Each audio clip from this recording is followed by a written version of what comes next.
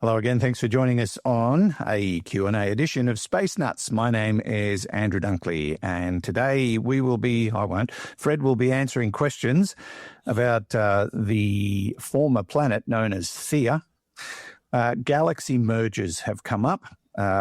We go back to Mars with a theory about Olympus Mons. And why only hydrogen? That is a question that comes from, I believe, a 5-year-old. We'll deal with all of that today on this edition of Space Nuts. 15 seconds. Guidance is internal. 10, 9. Ignition sequence start. Space Nuts. 5, 4, 3, 2. 1, 2, 3, 4, 5, 5, 4, 3, 2, 1. Space Nuts. Astronauts report it feels good. And to solve all of those little riddles, we're joined again by Professor Fred Watson, astronomer at large. Hello, Fred. Hello, Andrew. Very good to see you again. Good to see you too. We've got a bit of weird noise on your line. I think it's probably just the internet being the internet, so hopefully that'll go away. Okay. In fact, it just did. So, yeah, there you go. Solved itself. It must have heard me whinging. All is well, I assume? Yeah, we're doing fine, thank you. It's good to join you on the questions episode of, what's this called again? Oh, Space Nuts, that's right. Space Idiots. Space Nuts, yes. Yeah. No, they're all good people. We might as well jump in straight away to our first question, and it comes from one of our regular contributors. It's Rusty. G'day, Fred and Andrew. It's Rusty in Donnybrook. I've been listening to your latest episode where you look at the relationship between Theia and the Earth before the collision. And I just want to make sure I've got the story straight, so I'll put it in my own words. The Earth had a buddy named Theia who came a little too near. She hit with a splash, then made off with a dash. But there's no mooning for Theia around here. So what happened to Theia after the collision? The theories prior to this revelation said Theia had enough kinetic energy to leave the solar system altogether. But if the orbits were so close, that doesn't seem likely. So it seems to me there's 3 possibilities: that Theia fell into the sun, which would be another amazing feat to get that sort of precision after the collision. Theia picked up a little slingshot energy and moved out further and became Mars. And Mars is a Mars-sized object after all. And the third possibility I can think of is that it picked up an unlikely amount of kinetic energy and became Planet 9. So if it did become Planet 9, it would have a highly eccentric orbit because it's too far away for us to actually see at the moment. But would this orbit then at some stage bring it back to the inner solar system of its origin? That's it. Hope you guys are well. Cheers. Thanks, Rusty. Hope you're well too over there in WA. What happened to Theia? He's come up with some interesting theories, quite a few ideas. I'm guessing they can't all be true. I think that's right. There's actually a 4th possibility added to the 3 that Rusty has proposed. And I think that's the one that's usually accepted, and there's kind of evidence for that. The 4th possibility is that Theia basically was absorbed into the Earth. The remnants of Theia are actually in the Earth's mantle. And in fact, there's something called, and there are 2 of these, a large low shear velocity province in the Earth's lower mantle. And the hypothesis is that that is the remnants of Theia, so that we still see the evidence of that collision by anomalies, basically, in the Earth's mantle, which we investigate with seismology. That's how we know about what's going on in the mantle of the Earth. It's how we know about large, low shear velocity provinces.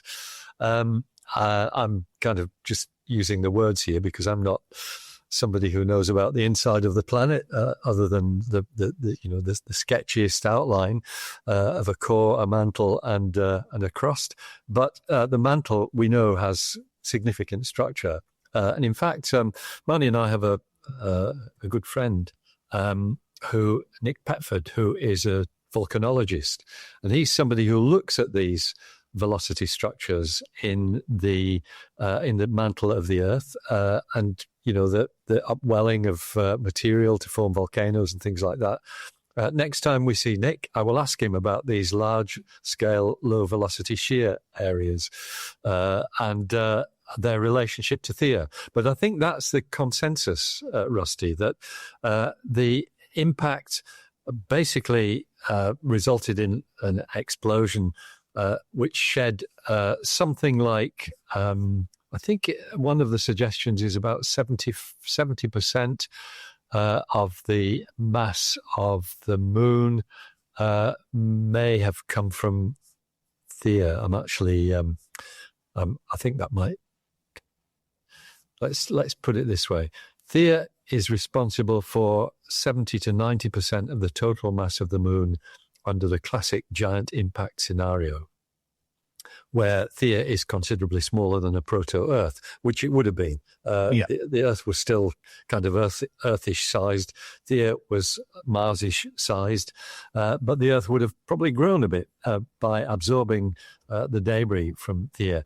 Remember that the mass of the moon is about 1/80th of the mass of the Earth. Mm-hmm. So it's a significantly large body compared with the other moons in the solar system. But it's clearly smaller than, it's not Mars-sized. And so Rusty's right in that the remnants of Theia had to do something, but the current theory is that they were absorbed by the proto-Earth, and we can still see evidence for them. Yeah. Okay. So, yeah, definitely not likely to be P9. That would be a very odd kind of occurrence, wouldn't it? Yeah, well, yes. I think the kinematics don't work. You can't give it enough velocity, and you'd need a lot of velocity for it to fall back into the sun as well. Too much energy. That's quite an energetic process. Is getting rid of the orbital velocity of a body to make it fall into the sun.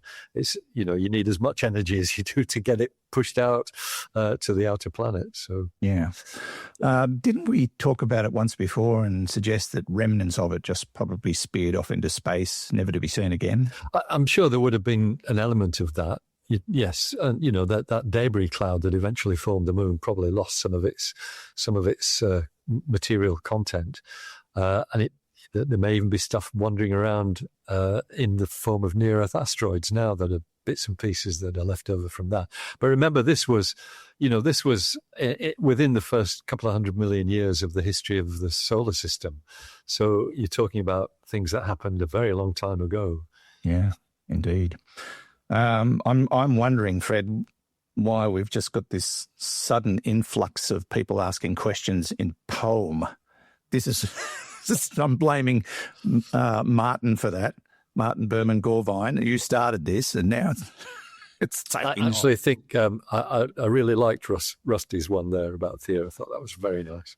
Yeah, I don't know. I think he pushed it a bit on one of those rhymes. Yeah. Although there was a regular guest, and I'm sure you know who I'm talking about, Cole Wilson, who used to join us on the radio once a week to do bush poetry. Blew the shearer, and he often got asked to do shearing demonstrations, and he had to tell them, look, I'm not a shearer. I couldn't shear a sheep to save my life. It's just my show name. But he used to actually invent words to create rhymes. It was one of his wonderful traits, and I used to spend a lot of time with Cole. He's a terrific bloke. I think we've dealt with Rusty's theories, and they were all wrong. Thanks, Rusty. Thanks, Rusty. Great to hear from you. Let's take a break from the show to tell you about our sponsor, Incogni. Now, if you've been overwhelmed by a barrage of spam calls and emails and targeted ads, robocalls, it's probably because they can find you online very, very easily and just harvest your contact information. If you've ever felt like that, then the answer is Incogni. What happens is data brokers collect and sell your details, leading to an endless array of spam and other potential risks. And if you want to get rid of that, Incogni is the answer. It's your personal data removal assistant. It automatically sends removal requests to over 210 data brokers, ensuring your information is taken down. You can even watch the progress of it through an online dashboard. With weekly updates, you can track the cleansing of your digital footprint. Plus, there's a 30-day money-back guarantee, so it's risk-free. It's called Incogni. Take control of your online presence. Visit incogni.com/spacenuts. And here's the kicker: 60% off if you use the code word spacenuts. That's incogni.com/spacenuts. 60% off if you use the code word spacenuts. Enjoy a peaceful online existence without digital disturbance. Listen, Tranquility Base here. The Eagle has landed. Space Nuts. Let's move on to our next question, and this one I've lost. Here it is. This comes from Lena. I am a new listener and not as hardcore a space nut as most of your audience. It's probably a good thing. But I saw an article today talking about merging spiral galaxies. If the universe is expanding, how does something as large as a galaxy move toward and merge with another galaxy? It seems they should be moving further away from each other. That comes from Melina in British Columbia in Canada. I think we've had questions of this ilk before, but it's always good to go over it again because there's a lot more going on in the universe than just, spreading out like school children playing, what's that game where you don't, I don't know what you call it. Something you throw a ball and try and hit someone in the head. Anyway, go on. That's cricket, isn't it? No, dodgeball. And there's a whole bunch of games like that, like Red Rover Crossover. Did you ever play that? We no, we used to have a lot of fun with that. Anyway, look, Lena's question's a great one, and I guess the simplest answer here is that yes, galaxies are big, but they're tiny compared with the universe. And so the expansion of the universe is something that we look at on very large scales. You're looking out billions of light years and seeing this expansion. It's actually, with today's technology, it's one of the easiest observations that you can make, that the universe is expanding, discovered back in 1929 by Edwin Hubble.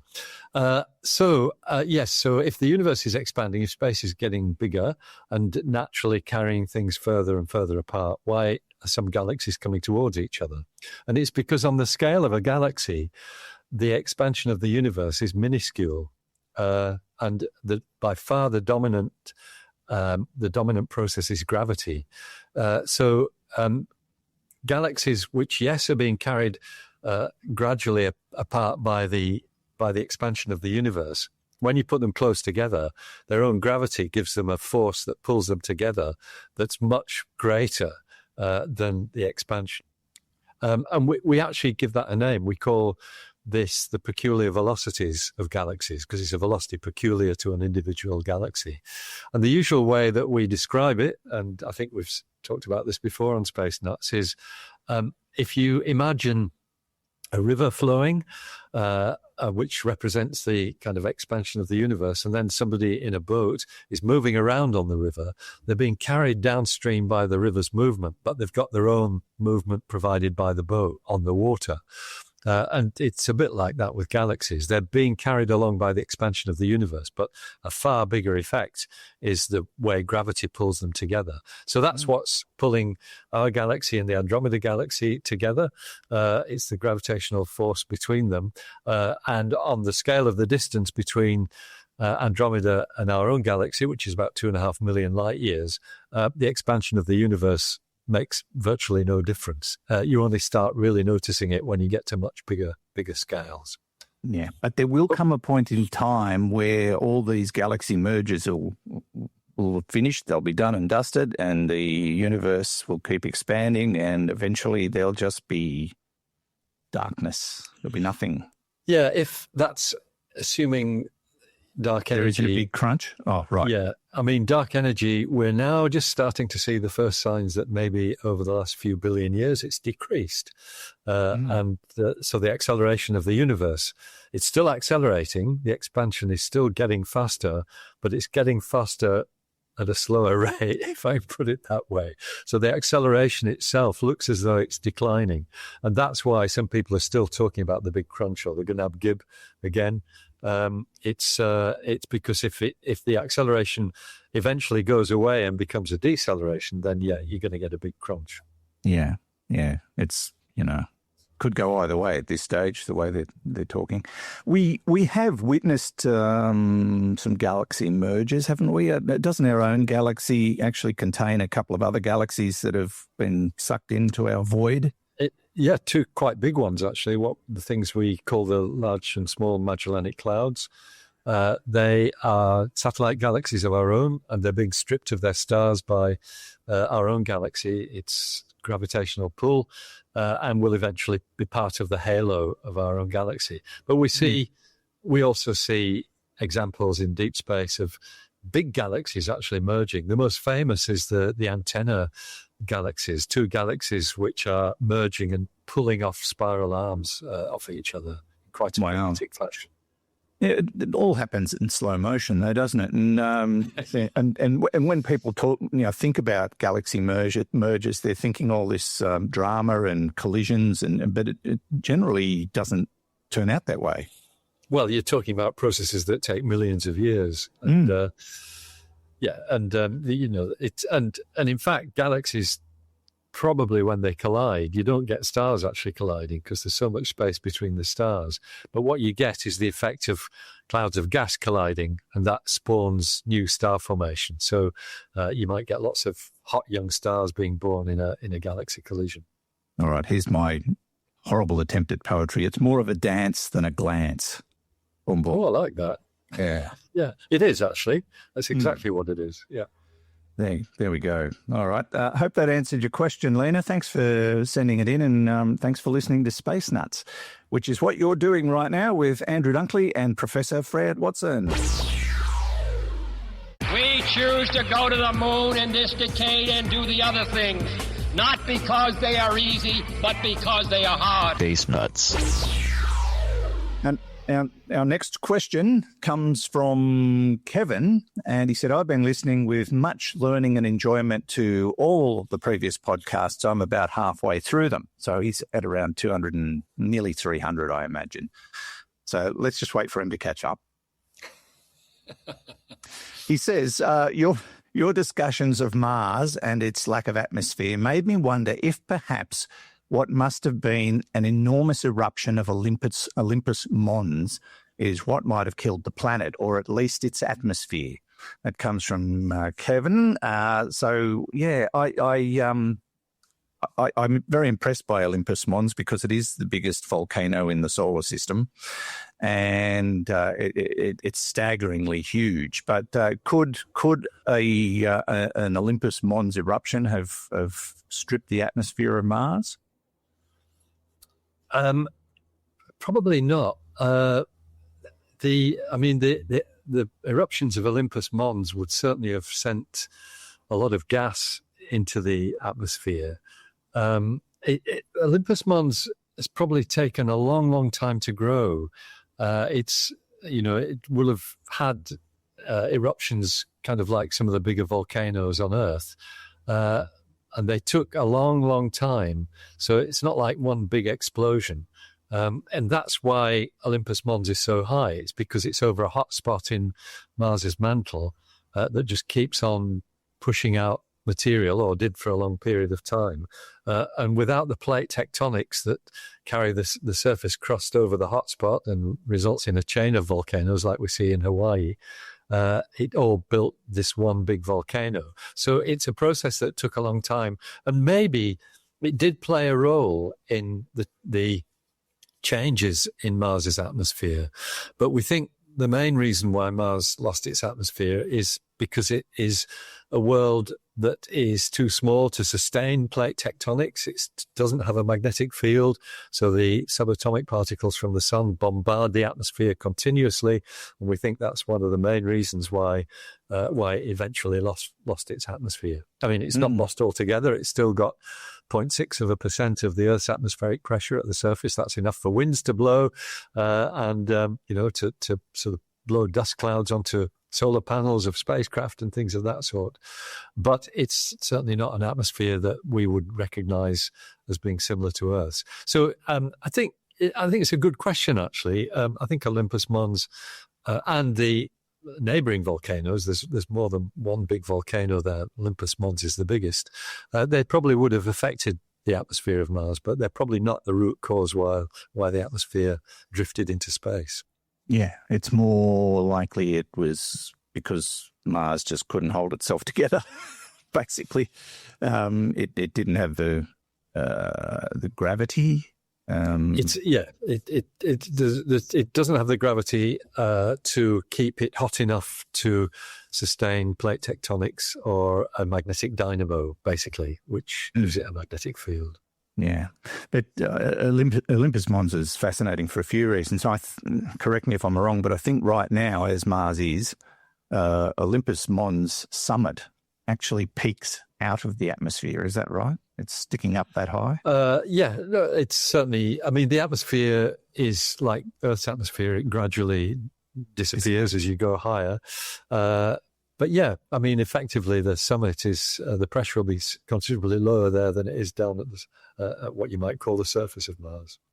This is one honking big shield volcano, though, isn't it? Like 21.287 kilometers in height, 13.2 miles, or 69,840 feet.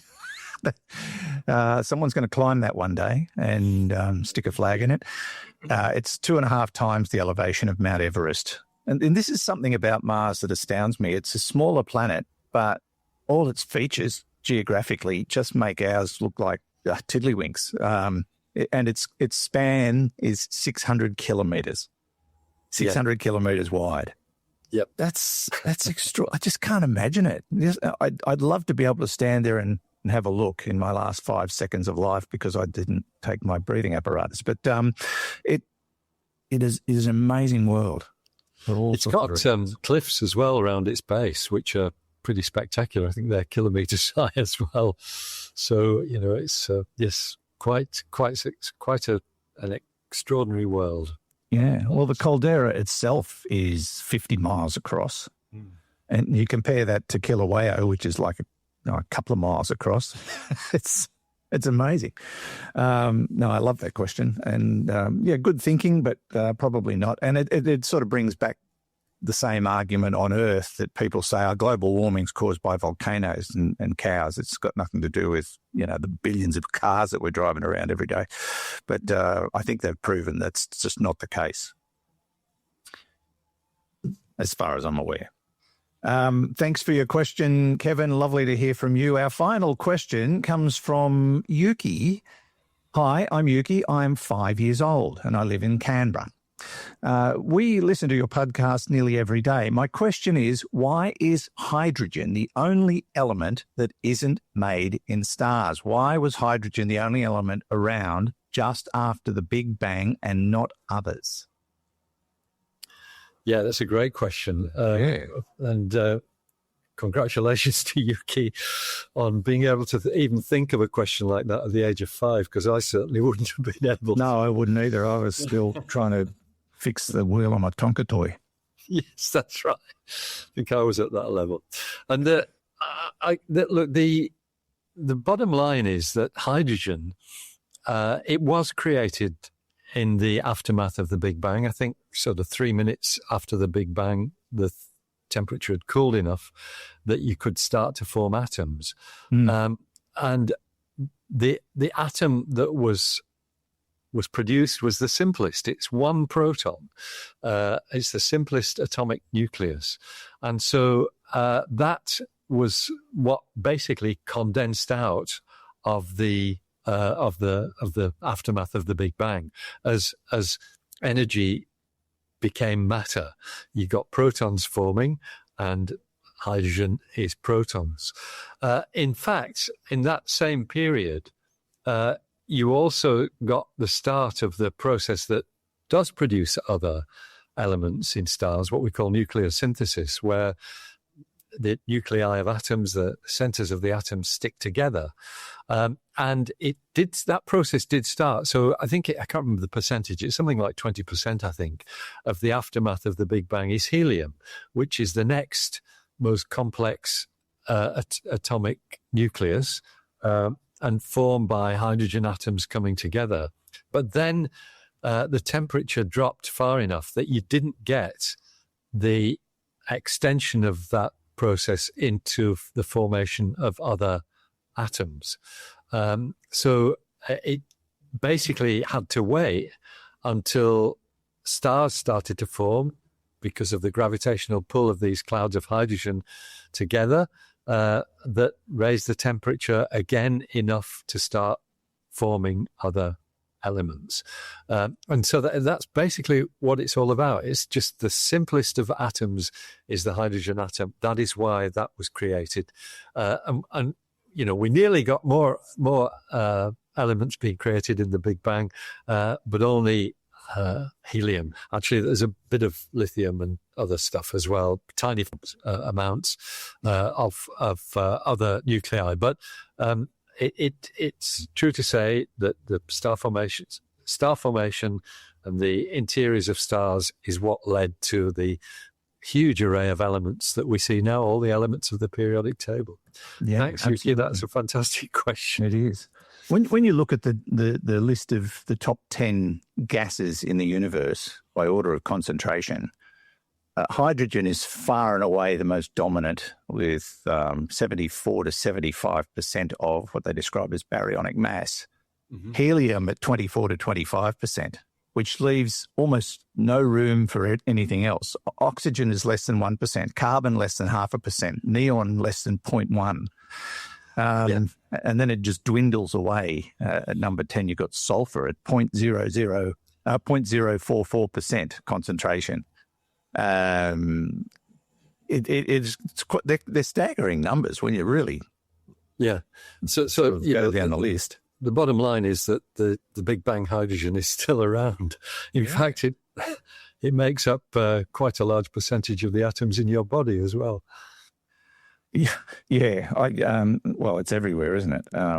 And that's the bottom line. And the way the Big Bang happened and everything that went on afterwards, if one smidgy little thing didn't happen, we probably wouldn't be here. Yeah, that's right. It's a scary thought, but then again, there's so much we don't know. That's why people believe in multiverses, because they say, the conditions are exactly right for life to form in our universe, and they might not have been. Yeah. So maybe there are lots of other universes where life didn't form. Well, yeah, the mathematics supports the theory, doesn't it? Yeah. That's right. Yeah. Oh gosh, the brain hurting part of the show just happened. So anyway, it just keeps us thinking, and it keeps us looking for answers, and that's what it's all about.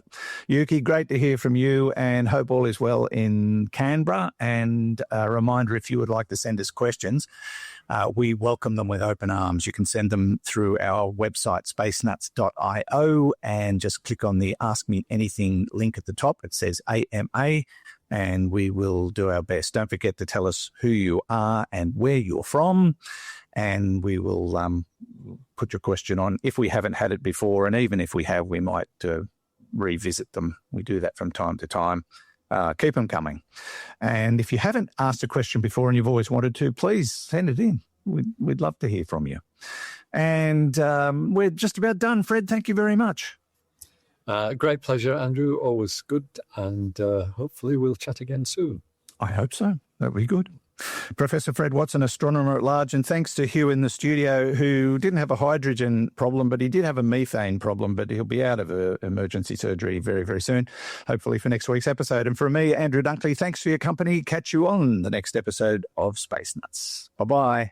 Space Nuts. You've been listening to the Space Nuts podcast. Mission complete, Houston. Available at Apple Podcasts, Spotify, iHeartRadio, or your favourite podcast player. You can also stream on demand at bytes.com. This has been another quality podcast production from bytes.com.